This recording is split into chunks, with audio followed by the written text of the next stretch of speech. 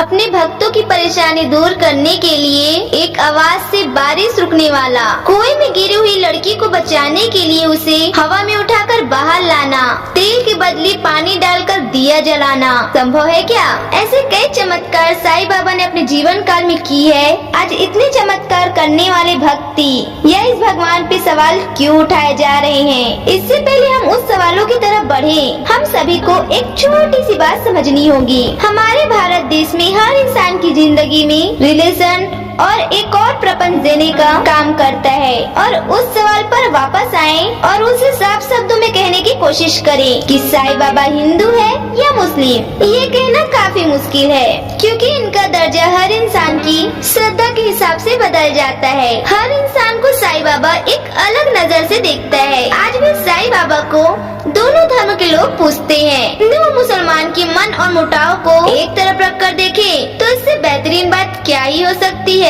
एक ऐसा व्यक्ति या महापुरुष दोनों धर्म के लोगों को एक मकसद के लिए साथ लेकर आता है। भगवान के लिए प्रेम और चिंतन। हमारे दोनों धर्म को अलग करने की शक्ति इतनी जल्दी तो बदली नहीं जा सकती। कुछ हिंदू धर्म के लोग का यह मानना है कि साईं बाबा मुस्लिम फकीर, पाखंडी और एक फ्रॉड इंसान थे। इनमें से एक शंकराचार्य स्वामी रूपक अंध है, जिनके मुताबिक साईं बाबा मुस्लिम थे और उन्हें एक हिंदू देवता जैसे पूजे जाना गलत होगा।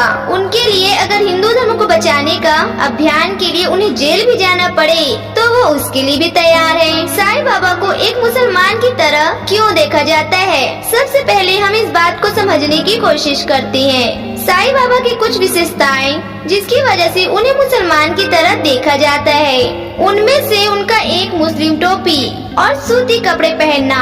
और यही नहीं, उन्होंने अपनी ज्यादातर जिंदगी एक खाली मस्जिद में काटी है। आखिर साईं ने क्यों एक बस्ती की शांति भरी जिंदगी को छोड़कर मस्जिद में रहने का फैसला किया? इस बात का जवाब सिर्फ वही जानते हैं। साईं बाबा किस धर्म के हैं, इस बात का पता तो काफी आसानी से लगाया जा सकता है। हम जिस भी घर में जन्म लेते हैं, तकनीकी तौर पर हम उसी घर से बिलोंग करते हैं, तो साईं के लिए भी यही बात लागू होती है। पर साईं बाबा की जिंदगी की शुरुआत झूठ की चादर से ढकी हुई है। आज तक ऐसा कोई पुख्ता सबूत नहीं मिला जिससे ये कहा जा सके कि इन्होंने किसी हिंदू के घर जन्म लिया या मुसलमान के।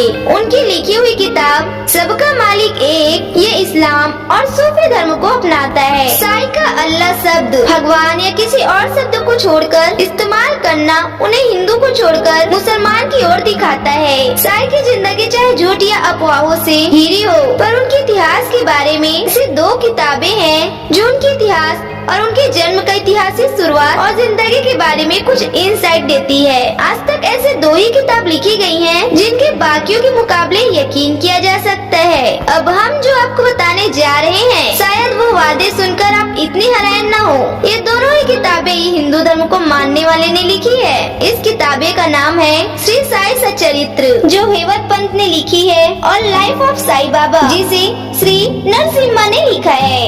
इस किताब के मुताबिक साईं ने अपने सबसे करीबी भक्त को यह बताया था कि उन्होंने पत्री महाराष्ट्र में एक हिंदू परिवार में जन्म लिया था। जैसे ही वो 5 साल के हुए तो उनके माता पिता ने एक मुस्लिम फकीर को सौंप दिया। साईं जब 9 या 10 साल के थे तब उस फकीर की मृत्यु हो गई। फकीर के देहांत के बाद साईं को गोपाल राव देशमुख ने संभाला। गोपाल राव त्रिपुरारी देश के बहुत ही बड़े भक्त थे और साईं के सोच और विचार को इस बात को काफी ज्यादा इम्प्रेस किया। अब वापस उस सवाल पे आ जाएं जहाँ से हमने ये वीडियो शुरू की थी।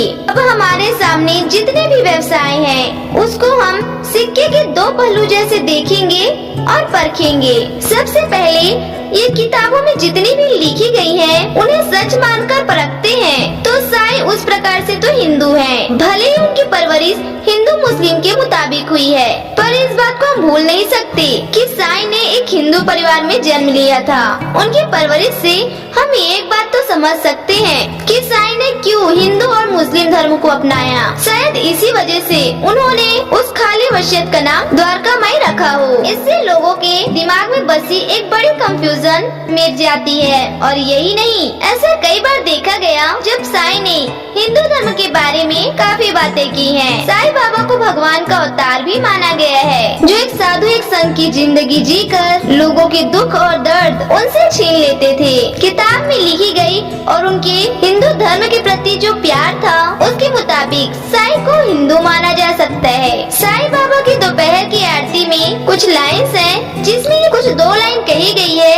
ये 2 लाइन हिंदू किताबों से जुड़ा हुआ है। ऐसा पहली बार नहीं है जहाँ उन्होंने हिंदू धर्म के कॉन्सेप्ट को अपने उपदेश के द्वारा बताया हो। साईं में अक्सर भागवत गीता में लिखी गई बातों पर अपने विचारों को प्रकट किया है। साईं बाबा का हिंदू धर्म में जुड़ना उनके हिंदू भक्ति में जो विश्वास और यकीन है, उसको दर्शाता है। अब सिक्के के दूसरे पहलू की बात करें तो इन किताबों के अलावा ऐसा कोई फैक्ट और प्रूफ नहीं है जो इस बात को साबित कर सके। किताब में लिखी हुई बातें अक्सर सच नहीं होती। साईं का व्यवहार, उनके रहन सहन मुस्लिम कल्चर को दर्शाता है। अगर किताबों में लिखी गई बातों को हम एक तरफ रखते हैं तो शुरुआत से लेकर अब तक के बातें जो साईं के बारे में की हैं, उसके मुताबिक साईं बाबा मुस्लिम थे।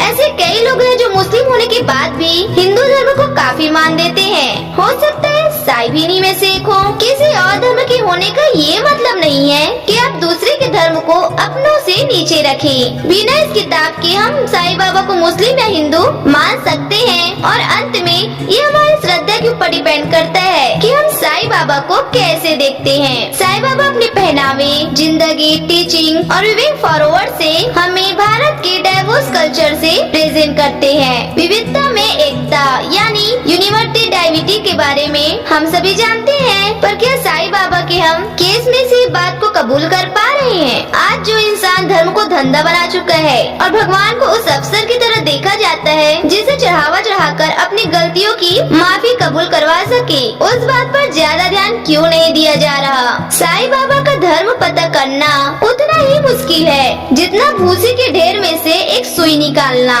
पर कम से कम उसकी सीख को हम अपनी जिंदगी में उतारने की कोशिश तो कर ही सकते हैं। तो आपके हिसाब से साईं बाबा हिंदू है या मुस्लिम, कमेंट करके जरूर बताएं। और अगर आपको हमारी यह वीडियो अच्छी लगी हो तो वीडियो को लाइक और चैनल को सब्सक्राइब करना बिल्कुल भी न भूलें और इसे शेयर भी अवश्य करें, ताकि इसी तरह की वीडियो हम आपको भेजते रहें। अगली बार हम फिर मिलेंगे खास वीडियो के साथ। जब तक के लिए लाइन पर बने रहें। धन्यवाद।